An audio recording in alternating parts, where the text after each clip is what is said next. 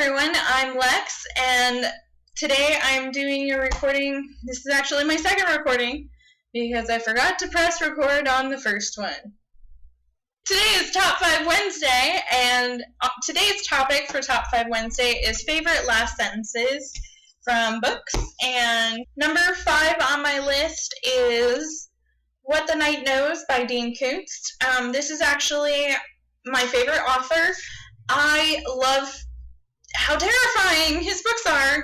I really do. He is the only author I know of that can actually scare me by reading a book. All the other ones, like Stephen King, honestly, I feel like they try too hard. This one just gets it. He understands how to scare you. And he does a fantastic job of doing so. So, you can stare at Dean Koontz while I read this. At last, at peace, he and Nikki flew home, where they belonged. Now, if you've read this book, that sentence means a whole lot to you. Like, oh, they're finally at peace. Because they go through hell in this book. And to have peace in their lives was, oh my gosh, it's an achievement. Let me just throw that out there.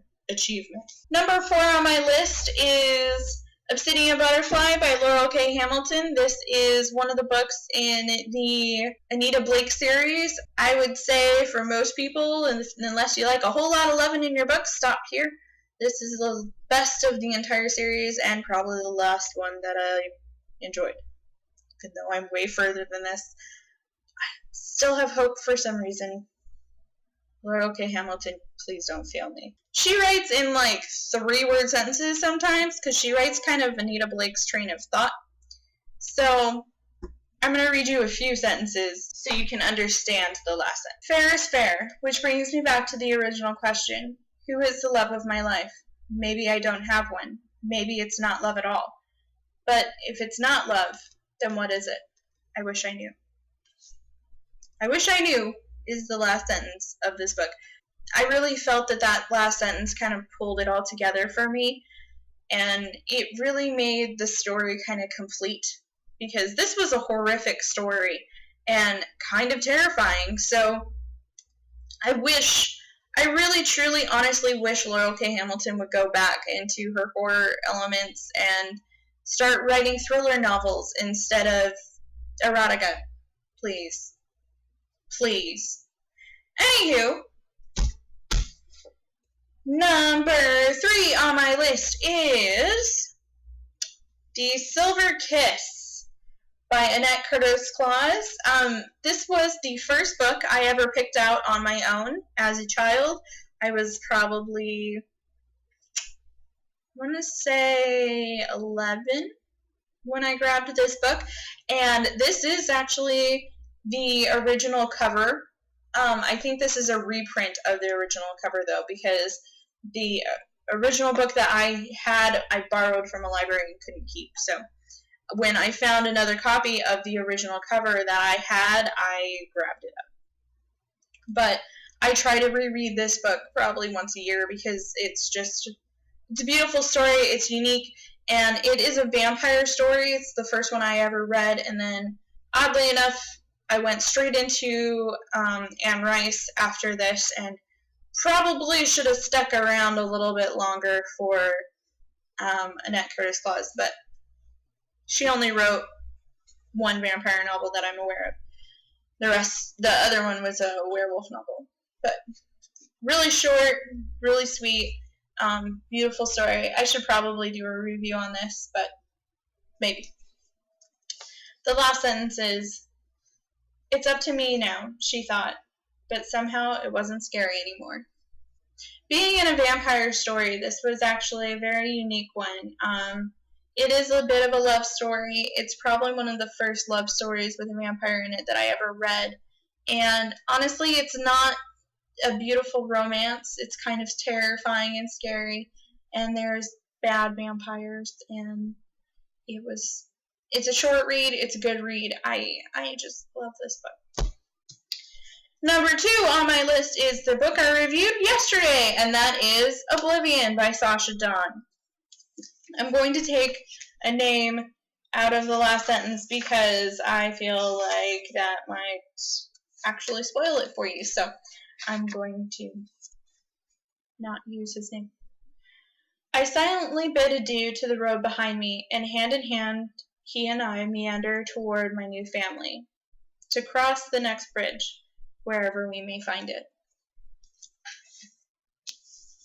After such a horrific ordeal that this girl goes through, that to me shows me that she can survive through all of the crap and horrors and terrible things that she's gone through. That last sentence ties it together for me and tells me that she will be okay, and that helps my heart. So I love this book, and I really think you guys should pick this up. Number 1 on my list is actually just a wonderful sentence from a wonderful book, and I wish I had a better cover, but it is Tuck Everlasting by Natalie Babbitt. Now, I read this one when I was in 6th or 7th grade, I'm not sure. It's a really, really short book. It's super quick read. Actually, one of my favorite summer reads, to be honest, or spring read, really, because it's a spring story. And it's a beautiful love story, and I wish more love stories were kind of similar to this one. I do not, however, think anyone should watch the movie. The movie was terrible in comparison to the book. So please read the book. And the last sentence. And soon they were rolling on again, leaving Tree Gap behind. And as they went, the tinkling little melody of a music box drifted out behind them and was lost at last far down the road. Tuck Everlasting by Natalie Babbitt. Please pick this up. It's such a short read, and I got this for $5. And that was when the movie was coming out, so it's cheap. Get this book. It's quick. It's fast read. The words are kind of big. Like, just pick it up. It's good. It's a good book. Okay, so all of the books that I presented to you guys today, I hope that at some point you guys will actually pick up, because all of these were fantastic stories. Dean Koontz, amazing horror author. I've never been more terrified than when I'm reading some of his stories. Laurel K. Hamilton, I really wish you would get back to your old motto in the Anita Blake series, where you're actually being scary and not focusing on sex. Annette Curtis Claus, I wish I could have read more. From my childhood, it's such a great nostalgia to have. And Sasha Dawn, I really, really, really hope that you continued your career. And please write more, because Oblivion was an absolute treat. So thank you very much. And Natalie Babbitt's story of Tuck Everlasting was fantastic, and I really should read more from Natalie Babbitt. Anywho, in this stack, there is a contest going on to win a copy of Oblivion from Sasha Dawn. I will try my best to link a link in the description below to the contest and how you can win a book. And good luck to all of you, and I hope you guys all enjoyed this and have a fantastic day. I'm going to sit here and really enjoy this absolutely wonderful rainy day that we are having. See you next time. Bye. Today I'm here to review Reboot. Now, funny story. So over the weekend I actually went to Barnes & Noble. And that's a very dangerous thing for me. And I picked up Reboot, and I picked up Proxy, which I'm really excited about. Review to come soon once I finish it, just right.